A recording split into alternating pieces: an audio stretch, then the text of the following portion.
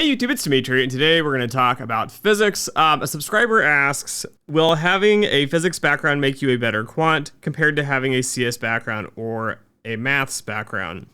So this ties into something that's been bugging me quite a bit lately. The thing that's been bugging me with physics is I've been working on a personal research project related to finance and quantum finance. So applying quantum mechanics to financial problems. It's a whole thing. But I've been down the rabbit hole. Now, I am not a physicist, so I need to understand physics. I need to understand why they're coming at it the way they are, how this applies to finance. And there's been one concept that comes up here, which I think is vastly wrong.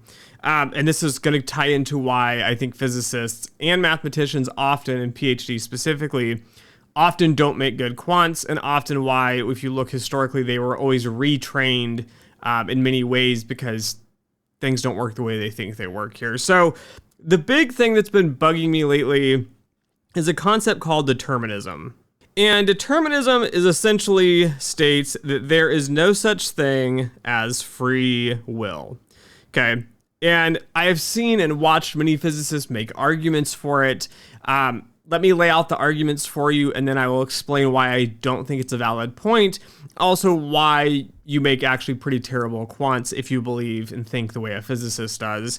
The first point, the main point I keep seeing is that, if we solve unified theory, more specifically unified field theory, and I might be overgeneralizing these or taking parts of these out. Again, I'm not a physicist, but essentially the standard model, there are going to be four components, four dimensions of this. There is going to be electromagnetism. There's something else called the weak force, a third one called the strong force, and a fourth one called gravity or gravitational force. Now, I've seen and heard these first three essentially fit into a math equation. So f of x, some sort of math equation, makes these things work. The gravitational force does not work. And then the more I'm digging deeper and deeper into this, I'm starting to realize that there are actually physicists who disagree and make cases that not all of these three pieces actually work in all scenarios. Anyways, there's some issues with this, but let's just pretend the first three work in a mathematical equation, and gravitational force is the unsolved piece here. And their argument is these are how particles work. And if this is how particles work, therefore we understand everything because everything is made from particles. This is the logic. This is their physics logic here. Now, I know they're doing kind of a hand-wavy thing to simplify things because they don't want to get into the nuanced details of this. But this is kind of the main piece here. They think it's deterministic, meaning, and we'll get into religion here in a second and the Big Bang Theory, but essentially they think there is, I'm going to draw a circle, the Big Bang occurred, and boom, particles shot out. They behave based on these four forces, and these determine where things, like Earth is going to be located, just because, that's just how physics works. I don't disagree. I think they have a valid point, but I think they're missing something vastly critical here. And one of the other cases I'm going to make here, which drives me nuts, is if you don't believe in science, therefore, you cannot believe in determinism. But if you do believe in the science, you have to believe in determinism. I think this is wrong as well. I think this is quite unfortunate. It kind of shows, I think, that much of physics is honestly not very logical anymore. So let me explain how this works here in a second. If you believe in particles, particles create a space. So this is my theory of why I think it's wrong. Again, you can disagree all you want, provide some papers, some resources, whatnot. But I think you really have four dimensions, right? You think about the world and itself.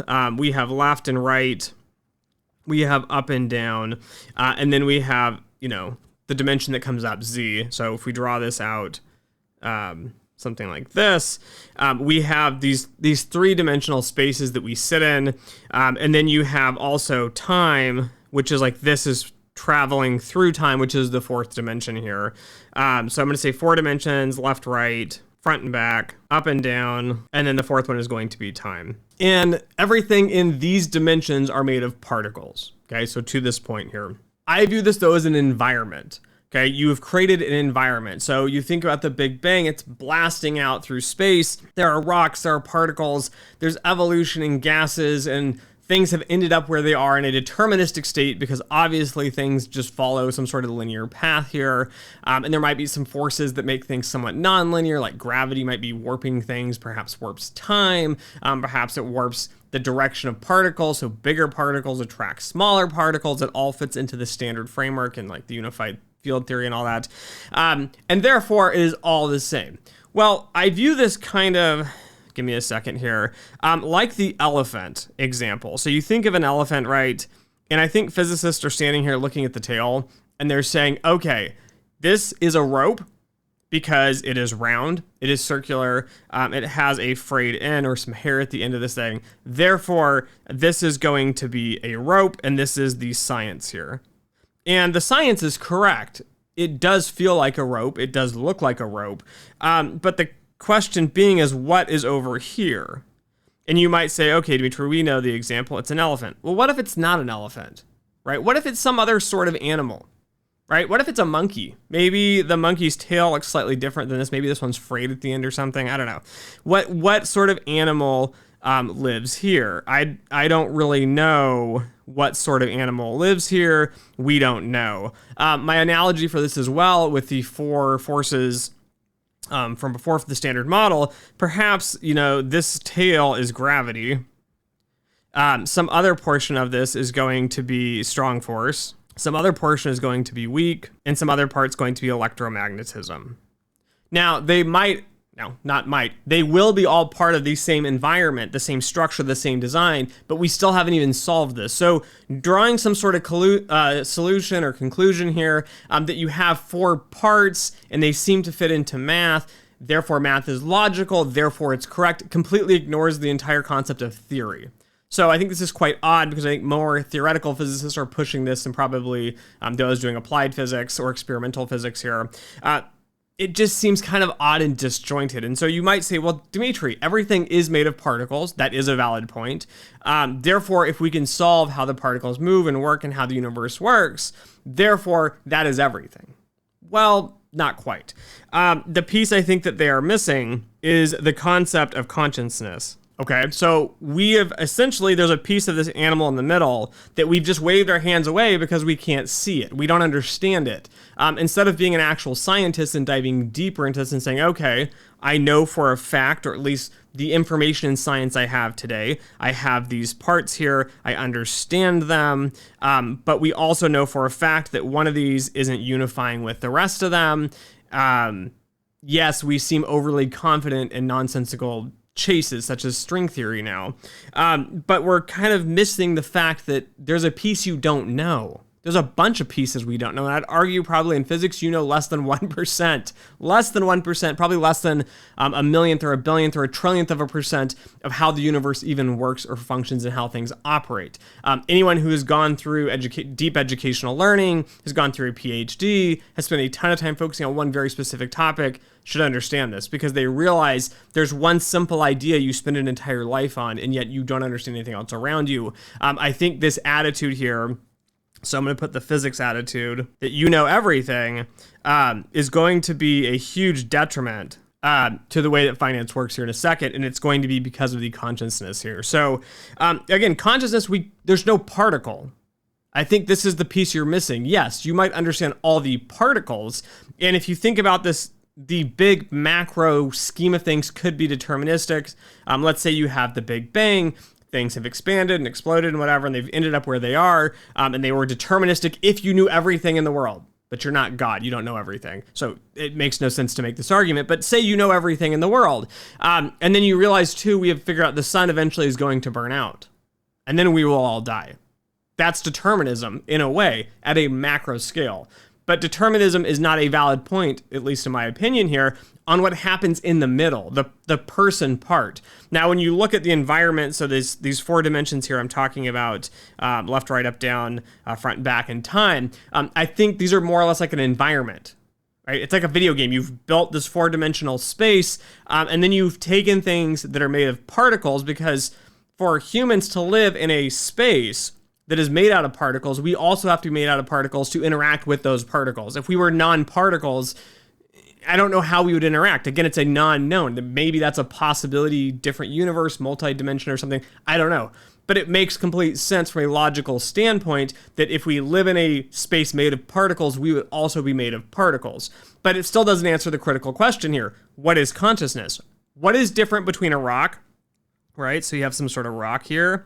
What's the difference between this rock versus, I don't know, some sort of animal? Let's say we have a bird here. You know, my drawings are great. I don't know, it's got some wings. What is the difference between that and a bird? And what is that difference between a human? It's consciousness. There's some sort of something we know that we don't know. Like, we know it's something, but we don't know what the something is. They are not particles. Okay, I can tell you, it is not particles. If they were particles, we would be able to figure that out by now.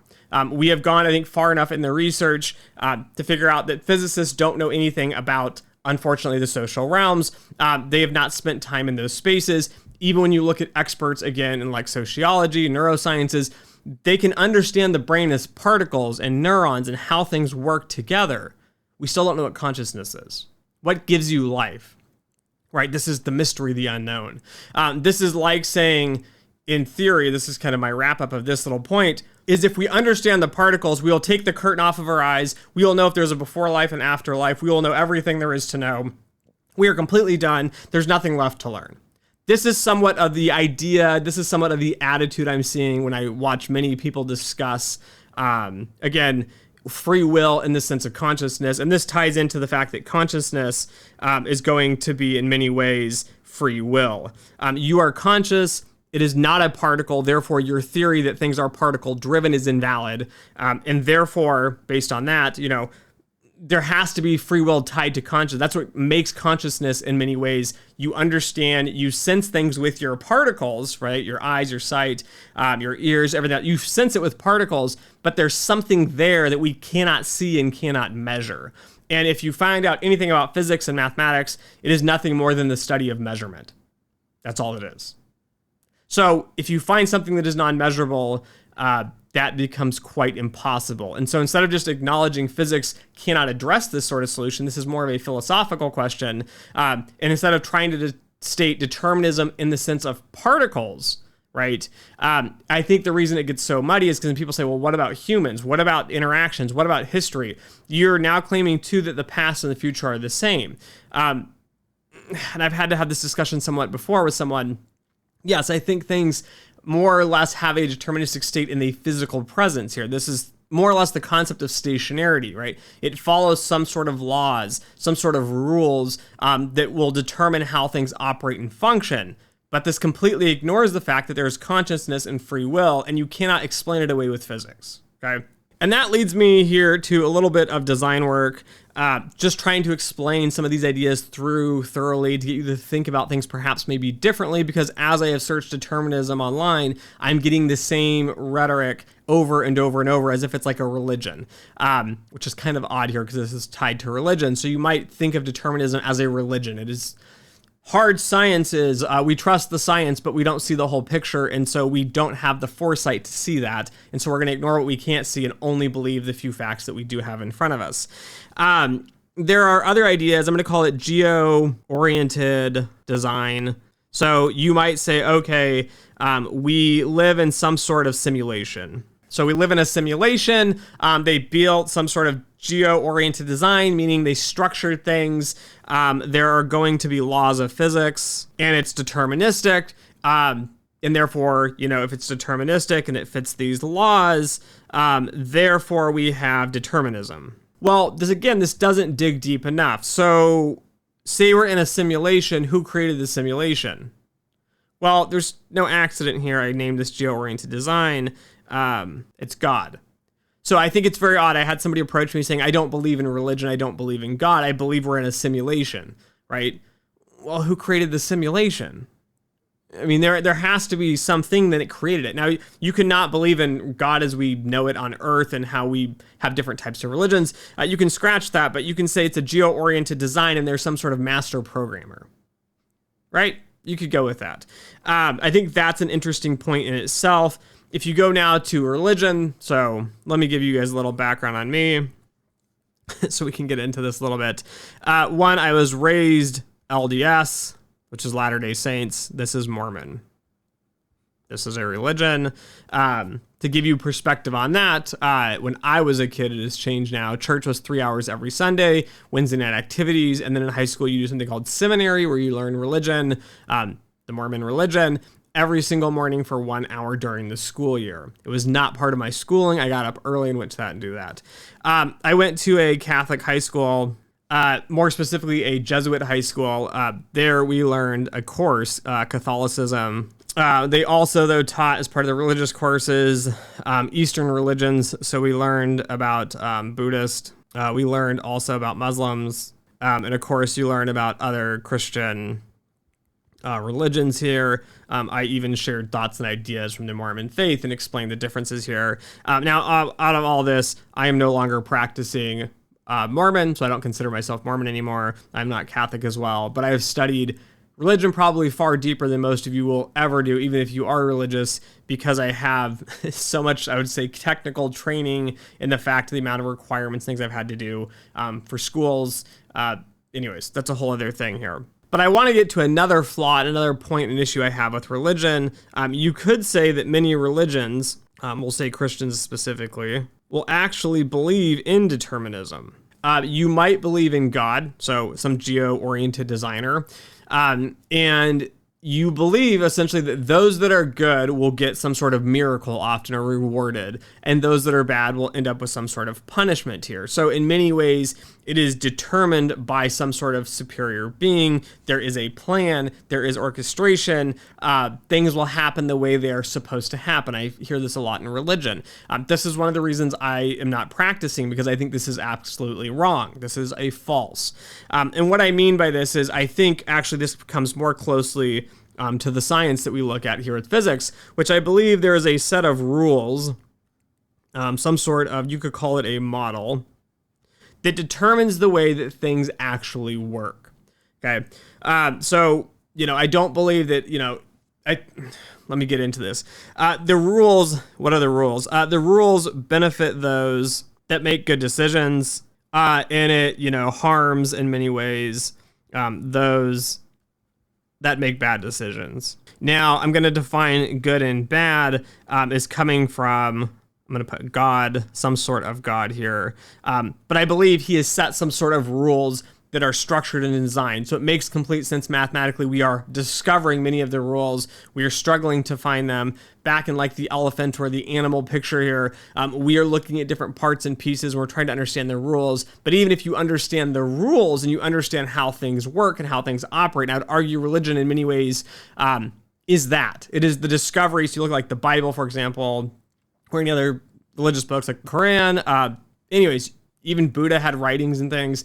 These are the discovery of the way things work, not physics-wise, that work in life that seem counterintuitive. One of these main ideas you'll consistently see throughout different sorts of religious texts is going to be the idea that if you sacrifice the short run, you will get better benefits in the long run. Now, this is something I think it's been hard to understand. It's hard to discover. It's hard to feel. And yet, as you look at these sorts of things, right, it makes sense. Like, be nice to others. Like, somebody cut me off on the freeway. Now, do I want to cut them back off and pull them out of their car and give them a beating? Probably. Now, is that a smart decision? No. Again, not following short-term intuitions, short-term demands, looking at things longer term. Now, this applies to financial decisions as well, which is why this is going to come back to quant finance here in a second. But there's some sort of rule. So I don't believe like you get cancer and you pray to God and then God says, you've been a good person, let me fix you. That's not how this works. There is science, there is biology, for example, of how cancer works. We are discovering ways to work within the rules to make outcomes that we like, but us working, learning, trying to solve things, this is a free will decision here. So this is why I think religion, in a sense, has to come back into this. I think you have to write off the idea of determinism in religion as well. This reframes many religious beliefs and systems and everything else. But But this is a whole issue within itself. But I think there is a structure and a framework, but I don't think it is deterministic because we have the consciousness, we have the free will piece that is something you cannot explain. The hard sciences do not explain it. And I think it's a problem you will not solve. There's no consciousness particle that you'll find in a human that you don't find somewhere else. And let me briefly go on to the Big Bang here. There's this particle and it has a Big Bang, and people talk about this. And I don't think this is necessarily wrong, but I think Roger Penrose, I haven't read his book on this yet. I've had this idea before I found out he had this, is what is before the Big Bang, right? Our laws of physics define that something had to cause that. Things don't just magically explode, right? So maybe that was like a new star creation, there was an implosion, and then eventually it exploded out, and the particles went out to some sort of Big Bang. That would also imply, though, that many of the theories we have currently are wrong. We are actually in a universe, we put in air quotes, a universe that is smaller, that is a subset of a bigger universe. So again, what comes before the Big Bang? What comes after the Big Bang? Again, if you believe in some sort of geo-oriented design here, something that's planned, some sort of simulation, then you have to believe there was something before and there's something after, or the game itself has a beginning and an end, but something had to create us. Something had to create the simulation. Now, if you did all that, again, it goes back into these, theoretical things. There's no solution, but I think fairly certainly it is not deterministic. I think the macro field of things, I think the particles and design that we are in can be deterministic. But I do not think humans and even animals and even plants, I think there is something more to us, even though they don't have the same consciousness we do. There's a whole discussion of plants actually communicate with each other through sense and roots and other things. These things I think are outside of the realm of actual hard sciences, which is going to lead me now into quantitative finance and why I think physicists and mathematicians often make quite poor quants. Okay, so a physicist and a mathematician is going to believe in determinism. What this will imply is that there is an equation somewhere out there, and this is going to be some sort of equation, and it is magical, and it knows everything, and if we just had bigger computers, we could just figure things out. I'm going to put a note here. If you look historically, many quants, many mathematicians have bankrupted financial institutions and funds and firms and all that because they think this way. Those that have worked in the field for quite some time, I would argue, I don't know how he would feel about this, but Fisher Black worked in academia, was an economist, and he came up with the Black-Scholes model, which is one of the most fundamental ideas in finance as well as in derivative pricing. When he was in academia, he thought the world worked pretty smooth. He like an equation, like a physicist. I think many physicists will feel this too if they've excelled and done well in the quant finance space. And then they realize the equations don't work in practice. They don't work in the real world. So you cannot have some sort of simple equation, like you're chasing a fool's errand when you think you're going to find the equation to solve the problem. And the reason for this, again, is quant finance is nothing more than the study of economics. I mean, economics is really a subspace, or finance is really a subspace of economics. And this is really the study of humans. And this is really the study of consciousness. And this consciousness is what drives human behavior, which again then drives the economy, which drives the decisions businesses make, which drive the consumption of consumers and the supply and the demand. And there are ideas, I think, again, that are quite controversial with those in very odd spaces. But The Invisible Hand by Adam Smith is one of these kind of indications or counterfacts to determinism. Markets have some sort of dynamics. They have laws and rules. Now, again, humans can try to interact and force change. But when you have the invisible hand is essentially things will hit some sort of equilibrium in the long run. I think this is actually in support of determinism in many ways, in the sense that we will come to that equilibrium, but it doesn't answer the question of humans in the short run. And when we trade and buy and sell and invest and build businesses, they are humans involved here. This is not particles. And so when you have physicists, it's often hard to explain to them. There is not a equation for this. It's like when you train physicists, the Black-Scholes, they somehow start to think that is the law.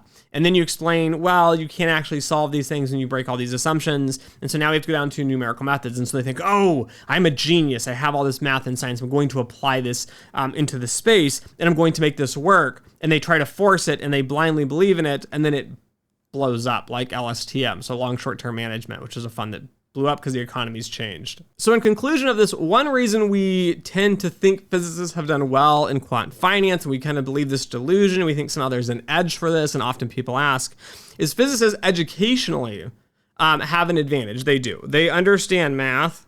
They have programming because they have to program their ideas. They learn statistics. And of course, part of math is going to be probability.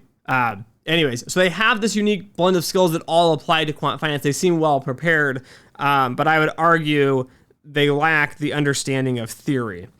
Financial theory, perhaps this determinism seems to be oddly enough baked into the canon, the ideology, the religious following of pure sciences where we just believe what we know, but we don't look outside of that and explore and have new ideas here. Now, again, this isn't all physicists, but as you start to kind of search and ponder and Google things, it seems very odd that they have to have determinism. I think part of it is they need it to make things complete. Physicists, mathematicians as well, have to have logical conclusions for this. I'm going to make a few more points here, though, before we end. Einstein, according to the internet, was also a determinist, which I think is quite odd and somewhat contradictory internally. The reason for this is when we look at the Manhattan Project. So this is the atomic bomb that we dropped on Japan during World War II. He felt very upset about this, that his technology, his advances was being used more or less of a crime. I think many people that were part of the Manhattan Project had this feeling of guilt. Again, if you just believed in pure determinism, things are as they are, you were designed and your particles were in this space to invent, nuclear fusion and applied this to create an atomic bomb and kill people, you shouldn't feel any guilt because the reality is this is all just deterministic. The fact that I think that bugged him, I believe Schrodinger as well. I don't recall. I've seen a few of these discussion points from them, but the fact that it bugs them internally to a core, it's bugging their consciousness. There's a piece of them that's not particles, that it's driving them nuts. I think many physicists as well have to believe in what they're doing to make good science. So in many ways, I think they come to that conclusion of determinism. But I would argue they perhaps should expand that kind of field of theory here. If you're interested, though, in quantitative finance as a whole, you have to come to this grip on reality that there is not a model. One of the things I think, so let's go into machine learning too. Perhaps maybe many of you that are physicists should go into technology. There's no moral, there's no ethics here.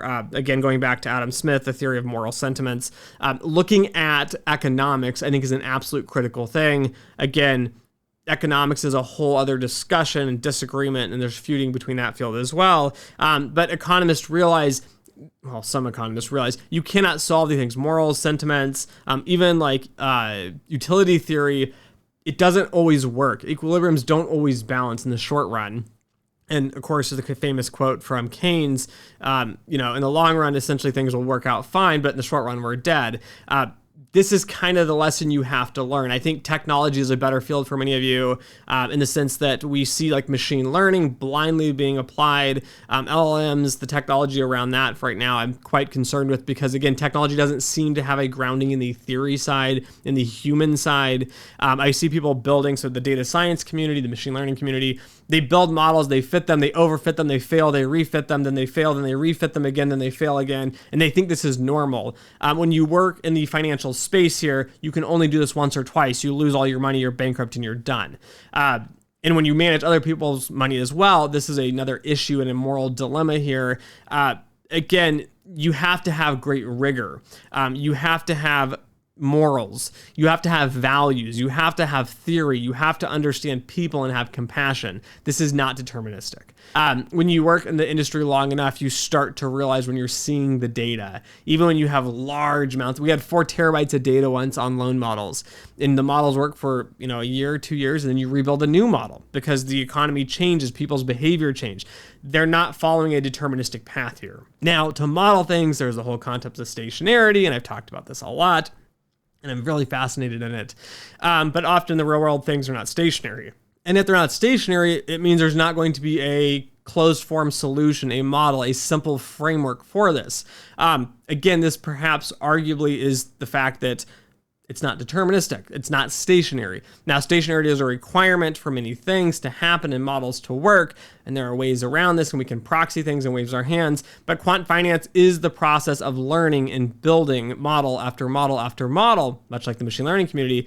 The difference is you have to make sure when the models are starting to fail, they fail slowly and controlled through a risk management process here. So risk management is a critical piece of quantitative finance, and is why I would argue risk management, put in air quotes, risk management, being actual true quantitative finance, whereas those that are just gamblers on Wall Street are not actually doing it. They don't last in the long run. They make a few bets, they go bankrupt, and they disappear here. So anyways, the theory piece, the way you believe to your core, I don't think it is something I can change. I cannot fix you as a physicist or a mathematician. Now, many physicists and mathematicians do excellent and great in quantitative finance. Again, they have all the core skills. Often they will adapt and learn, and they make mistakes in a controlled environment setting as an individual contributor. And then they realize, okay, it doesn't work like physics. Physics was a really nice, fun, educational adventure, and they move into the real world, which again is more than just particles. It's going to be the consciousness and some of the things we cannot measure. So anyways, those are my thoughts on that. Thanks for listening. Thanks for watching. If you found this helpful, don't forget to like, share, and subscribe. And as always, until next time.